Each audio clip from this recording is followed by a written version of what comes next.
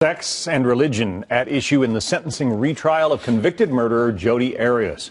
Her lawyers are trying to paint the victim, her ex-boyfriend, Travis Alexander, as a man torn between his Mormon religion and his lifestyle. As jurors charged with deciding whether Arias lives or dies hear arguments about the pornography on his computer. With us now, Doug Burns, a former prosecutor, and Rebecca Rose Woodland, a trial attorney. Yeah, this thing ground to a halt because the defense was saying defense misconduct. There used to be all these files on his computer, porn sites that Travis Alexander, the victim, visited, and now they're gone, and the police must have done something untoward here. The police and the prosecutors are saying no such thing happened. If any files were deleted, it was on the part of the defense attorney. Who settles this argument? Well, what we're going to see now is some experts come in for both sides, and the experts are going to be computer IT people who say this was there or this wasn't there. They're able to track your computer, obviously, and go back and see what was there. And we'll see what happens, because this is a big issue.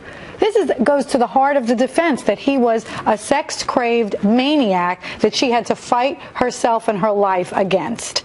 Now, the prosecutor is saying, no, not at all. But he was a normal guy, and he was just doing his nice, normal thing, and she came in and killed him in cold blood. That's the prosecution. The defense is saying he was crazy going to kill her. She had to kill him first. She killed him in the shower, Doug. I mean, it's not like he, I don't know, had a gun to her head or something like that. He was taking a shower. This seems to be a case of them, the defense, trying to put the victim on trial here. Well, I was just going to say that. In other words, I think you have to be very careful in attacking the victim. You usually see it in reverse gender, right? Attacking a female victim. There have been laws passed to prevent that. So I'm not so sure that's such a good gambit. And then your point, which I've always maintained, of course, is the horrific nature. I mean, he was stabbed 30 times, shot, throat slit. So it's a horrible, horrible crime. Having said that, though, and I mean, we'll go to this, I guess, next, I don't think she necessarily will get the death penalty. Why not? You know, it's a tough thing for a jury to come to the conclusion to kill someone. And we see it often where the prosecution will go for the death penalty, but oftentimes a jury will just settle on life imprisonment, because with a female as the defendant, it's a very rare thing to see them convict them. And I've said this before, and people look at me like I'm crazy, but the funny thing is, if you look at the legal aggravating factors for the death penalty, most of them are things like torturing the victim, multiple killings, particularly heinous pre-planning and meditation. The only one that fits here is the heinous nature of the killing itself. Yes. I was going to say, all those stab wounds, the shooting, the slitting of the throat, that's not heinous? And the prosecution has claimed that she did plan this out.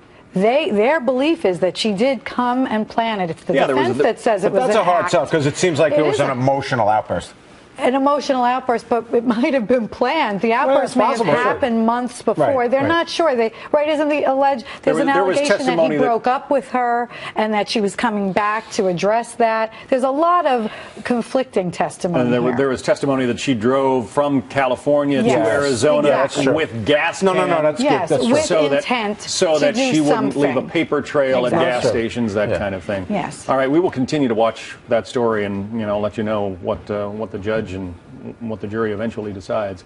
In the meantime, a judge put off a decision on the mental competency of a young girl in Wisconsin.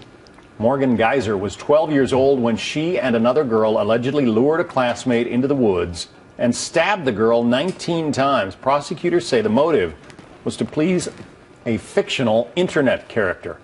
Morgan was charged as an adult with attempted murder. One doctor says she is fit to stand trial.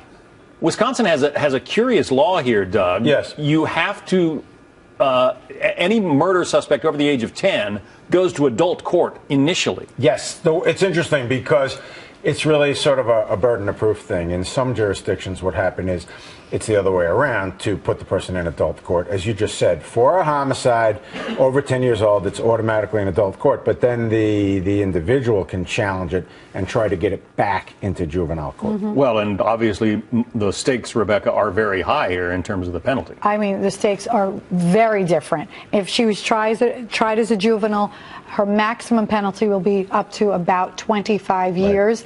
if she's tried as an adult, 65 years in jail. So that's a very big difference for this attempted murder. And her competency is at issue because there's been flip-flopping whether or not she's able to stand trial. The doctors, even on the prosecution side, initially said, this girl is not competent. She's rocking in the courtroom. She doesn't know where she is. But now they've determined, after putting her in a facility, that they think she is competent. So I think the defense has a very strong strategy here, even on appeal. But it's not uncommon, quick point, where somebody's ruled, let's say, initially incompetent, and then after a period of time and treatment, it changes, and that's what happened here. But what about just the notion that two 12-year-old girls team up to stab to death a friend, you know, supposedly in homage to this character on the internet who doesn't exist? Well, that's kind of what I was saying. Isn't that the definition of nuts? Isn't that the definition of someone who's not competent? But we have a different standard in law than in a normal play. That how could you believe someone exists when they don't? That is but also, really guys, a definition of incompetency. You're talking about competency, not insanity. As Rebecca just explained, competency is, can I understand the charges against me, and can I meaningfully assist the lawyer in the defense of the case? That's different from insane at the time of the crime. Yes, of course. Yeah. You follow me? Yeah. It's another weird... I agree with you, though. I mean, it seems, who wouldn't be insane to kill somebody based on this Slender Man character? To believe that someone's alive who isn't. Yeah, and fortunately, the victim did survive and apparently is back in school. Re-enrolled in school, yes. Thank God. Yeah. Rebecca Rose Woodland, Doug Burns, thanks. My pleasure. Heather.